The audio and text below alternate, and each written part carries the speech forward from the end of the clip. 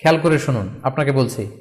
4 নম্বর point হচ্ছে যে জবাইয়ের স্থান এবং বর্জ্য কুরবানির পরে এটাকে নিজ দায়িত্বে পরিচ্ছন্ন করুন।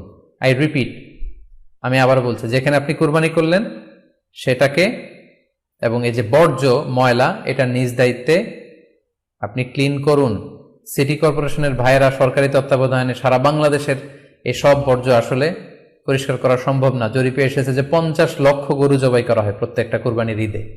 তো সেক্ষেত্রে আমাদেরকে দায়িত্বশীল হতে হবে। কুল্লুকুম রাঈন ওয়া কুল্লুকুম মাসউলুন আন রাইয়াতিহি।